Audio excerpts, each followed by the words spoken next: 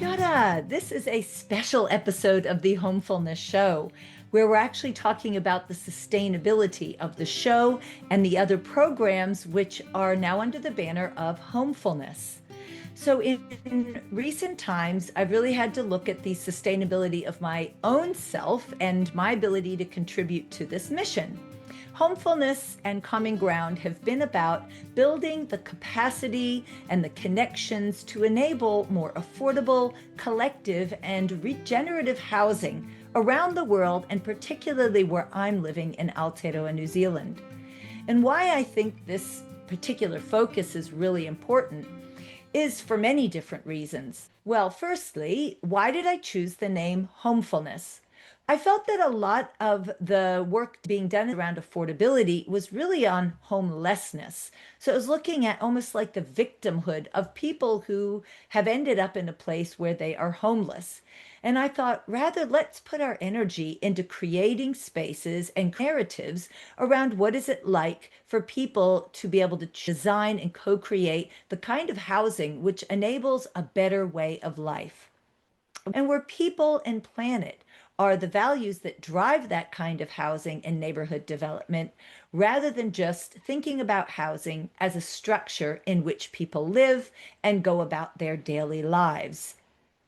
This also came from my own desire and need for better housing. Now, my profession is in community development, and I've been able to be involved in housing in different ways throughout my career and my learning. When I was doing my master's degree, I learned about the community land trust model, which removes land from the market and puts it into community stewardship. And then the housing that is done on a community land trust is thereby a reduction of the price of what normal property is, because people are just paying for the house itself rather than the house and the land. The land stays in community stewardship, and so the house is sold back to the land trust to make it affordable for the next round of people who want to live there. So that was one model that I learned of that I thought that is something that would bring ongoing affordability to housing. And when I noticed that housing was very unaffordable where I'm living in Aotearoa, New Zealand, I thought that would be a great model to help people to put into place in their local communities. And to go back just a little bit further, when I was at university as an undergraduate, I got to volunteer with Habitat for Humanity, where we helped to build houses. And that was my first introduction to actually participating in the building of someone's house. And that was really exciting to me, to be able to contribute in a really physical way and work with the homeowners. Later in South Africa, I then worked for Habitat for Humanity as the event and volunteer manager, hosting many events, bringing people together from various walks of life, whether they be women for the women's build, corporates for the corporate build, churches for the church build, or young people for the youth build, plus working in rural areas for orphans or the child-headed households. So a wide variety of house building experiences that I found really rewarding, and realized that actually people do like to contribute to building and creating their own house if given an opportunity. Then, while doing my master's degree, I learned about ecovillages and intentional communities, and I got a chance to visit one. And for the first time, I really appreciated what it was like for people to have designed their own house where they work together collectively, ongoing, to have that community be formed and managed by the values of the people that were living there. This particular community was kind of off-grid, meaning it supplied its own electricity and power, and I really found that also quite interesting. Later on, I found out about natural building and ways that people could build out of straw bale and cob and clay, and thought, wow, if that can be done as well to incorporate different natural and more sustainable building methods, and people have an opportunity to be involved, yes, that's something I also want to do. Back in South Africa, where I lived from 2002 to 2016, I moved onto an emerging intentional community and built my house out of recycled and natural materials, and lived in this community for 9 years. If you want to hear more about that story, I interviewed my daughter about what it was like to grow up in rural South Africa and in an intentional community. Then when I moved to New Zealand, we really did battle to find good quality housing. It was shabby, facing the wrong direction, so it was cold, not well insulated, not well kept up, and for the price of what we were paying for rent, I was quite flabbergasted. And then only to find that this was a problem throughout the country. And actually, as a mother raising teenagers, I really wanted to be in a more close-knit community where I could feel like my neighbors were my friends and we could exchange.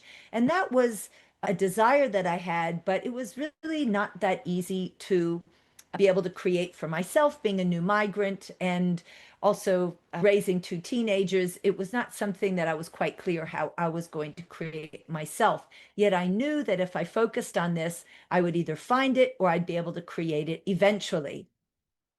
And that's when I decided to start Common Ground. When I realized that this was not something that just I wanted, but many other people in the country were searching for a way to find others who either had that same desire, had land to offer, needing the tools and the resources to be able to create community. And so Common Ground was born as a way to offer consultancy and advice, workshops and trainings that would help councils to be able to enable this kind of housing, or groups who wanted to figure out what was their vision and what was it that they wanted to create. Well, shortly after starting that, I became a single mother. My partner left the house that we owned together. He wanted his money and we had to sell it. I did an article on this about recipes for homelessness. And that is where we were actually ending up homeless in a sense. We always had a roof over our head, but we were going from couch surf to couch surf or Airbnb, trying to figure out how to get a rental. Now, you might think all you have to do is apply and then you get to rent the house that you want. Not is the case in Hamilton, where we were kind of stranded. Basically, it was that there's way too many people applying, 40 to 60 people on average per one house that was available. So although we did find houses and we applied for them, we were not chosen to be the family that could get that house. Very frustrating to be stuck in this gap where we were not able to get the house that I could just afford it, but even that we weren't able to get it. And so out of my own frustration of not being able to get the kind of house that I want, realizing other people had this desire, not wanting to focus on homelessness, but rather homefullness, then that's where I went with Common Ground to be able to offer programs that would bring people together. So what that has resulted in to date is the Women Revolutionizing Housing, where I could find all these women around the country and thought, let's bring us together. So in 2021, I hosted the first Women Revolutionizing Housing Hui and have since done so every 2 years with hosting online gatherings where we have speakers and women who've got projects can share about that. It's a peer-to-peer learning network, and some women also find each other to collaborate on projects where they are, which has been really wonderful to see what has grown out of this network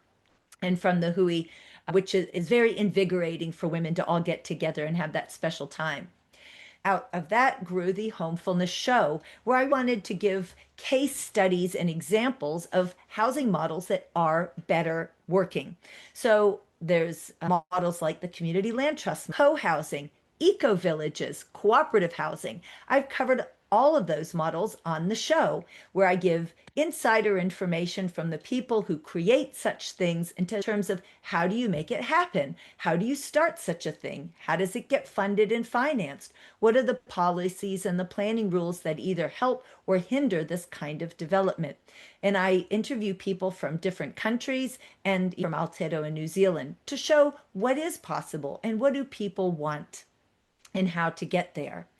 So the Homefullness Show has now since published 28 episodes, and I have many more stories that I'd love to be able to share, more people and guests to invite, as well as just some of my own stories that have to do with housing.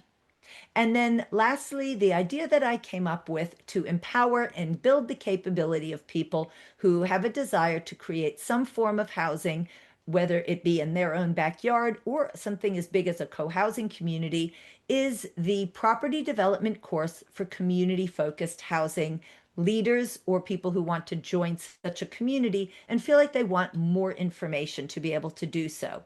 So this is an idea that I've had to curate modules, a basic property development course, the fundamentals, and then the modules that are specific to community focused and affordability. So these are the three things that I have been sustaining pretty much since 2019. I bought a domain, commonground.net.nz. I have a subscription for hosting of the website, which is on Squarespace, a way to send newsletters. Calendly, which is a booking app, so people can be a guest and book through there. The Descript, which is helping me with the video editing, and Canva, which helps with putting images together, and a few other software that I have got to help to make all of this possible. Well, I have been funding this out of my pocket to date. And this really is a for purpose. It's a mission focused for the greater good movement. And as you might know, Homefullness doesn't really charge for anything. There's a Patreon page for Homefullness, which I do encourage people in every episode to contribute to. You go to Patreon and find Homefullness. And now I have gotten to the point, financially and time-wise, I am no longer able to sustain this amazing mission that we have on my own. And it doesn't make sense to do so either. So now is the time when I'm inviting anyone who believes in this mission of enabling more affordable and connected and regenerative housing and neighborhood solutions in urban, peri-urban, and rural environments where we can have a better quality of life, where it's inclusive and more people feel a greater sense of belonging and contribution and connection and vitality where they are living, to be able to co-create and be a part of the design or the management of those neighborhoods, where they can look after their local communities and really get a sense that they are part of something bigger. That's what Homefullness is about. Enabling opportunities for people who might otherwise fall through the gaps, like myself, single mothers raising children who cannot necessarily afford to buy into one of these, that need that aspect of affordability also to be included in this kind of collective housing. This is the intersection of all of these three things that's so important, that we raise the stories and build the capability. I don't want to do it alone any longer. It's actually quite lonely working on my own in this space when I know there's so many others that would love to contribute, and that would be so much more fun to do so. So this is the way I'm moving forward with this mission. Homefullness is looking to create its own entity, whether that be an incorporated society or an unincorporated association. So it's fitting into a more collective, governed, and leadership space where a few people help to make the direction of how this goes forward. And then there's the projects. There's the Women Revolutionizing Housing, the Homefullness Show, and the Property Development course, which people can contribute to any one of these as well with bringing that forward. And then there's the funding and the sponsorship, because I think there's enough businesses that align with these missions of affordability and better ways of living and regeneration of communities that would love to put their brand to this mission. And also there might be funders out there that align and would love to sustain this work. So what does this mean financially and time-wise for the Homefullness mission to continue? Well, I estimate that with the Homefullness Show, it's about a day to a day and a half minimally to do an episode. And it would be wonderful to have 2 episodes a month because there's so many stories to cover. And that requires human labor. And of course, sponsorship can help to cover that, and so could funding. But initially, there needs to be someone paid for a day to a day and a half, ideally twice a week. The Women Revolutionizing Housing is only about a 2-hour a month commitment for the online networking Zoom events. But for the HUI to be organized by the end of June 2027, it does require human resource to be able to do all the coordinating of how that HUI are going to be put together. It has a chance to earn income through the sale of tickets and registration, but I'd like to keep that as affordable as possible to be as inclusive as possible, so women can come no matter what their financial ability is. And then for the property development course, again, we'll take someone or a group of people to put together and curate modules and subject matter experts that are particular property development in the space. And of course, we can earn money by selling course registration, but initially that will take a few people's hours to put together. And that's what this funding is for. There is the Patreon page, but if people are giving only $5 a month or even $25 a month, that still is not quite enough to sustain all that is needed, at least initially, to keep this all going, because software does have costs. So what I'm looking at is developing a Pledge Me campaign over the next couple weeks with the people who say they would like to step up into this homeful leadership space, that we develop a Pledge Me campaign, putting together the amount of money that we think we need to sustain the software and the human resource to get this all going for the next year. And then we can put the income that is earned back into the Homefullness entity, not my pocket, but the pocket of the entity itself. Again, I cannot sustain taking out of my pocket to pay for these things, and hence the entity fundraising to be able to do so. But of course, the more people that are involved, the more that the mission spreads. Money-wise, I have estimated that it will cost around $18,000 to do all these 3 projects through to the end of June 2027, with income maybe even about the same going back into the organization. But we do need this initial upfront money to be raised and people to step forward to help to drive and create really expansive strategies for each one of these to serve the mission better. So if this is something where you'd like to take even a little bit of leadership or some contribution of your time or your money, there's ways that you can do that. I have a survey, which is collecting information from people about how they'd like to contribute. There is Patreon, the Homefullness Show, where you can go and give right away. And there is then the Pledge Me campaign that will be coming up where you can contribute in that way. The other way is if you've got a story to share. Love to hear how Homefullness, the work that we've been doing to date, has benefited you, or where you see future benefit if we continue. And also, if you'd like to be guest on the show and share a project that you've been involved in to create more homefullness where you're living, doesn't have to be something big. These kinds of stories are really relevant to show how everyday people in simple ways are creating homefullness where they are, building connections and community. So this is a way that all of us can contribute in some way. If you would like to email me, I'm at zola@commonground.net.nz. And my cell phone number, if you want to WhatsApp or call, is country code 64-27-449-0422. And so what happens, you might be asking, if we don't get people stepping up and if we don't raise the money? Well, it'll be something that I have to put on the shelf because, again, I don't have the money or the time to give as much as I have. What I do want to do with my time is create an income generating business where I'm able to financially sustain myself. So what I'm moving into is creating Common Ground as a training and facilitation and consulting business where I work with teams, families, businesses, and organizations, where I help them with communication and collaboration, conflict transformation, and the building of a group culture that is harmonious and fun and sustaining and vital, and where people feel like they can belong and contribute and feel valued. So this is what I'd like to do with Common Ground, which of course, as you can see, does overlap with Homefullness, but I'm looking to work with groups on courses, programs, and retreats where we can do this in person together, ideally. Thank you so much for being a supporter of the show so far and of any of these programs that you've been a part of. I look forward to having your continued participation, hearing from you, and hopefully being able to work together in the future. Kia ora.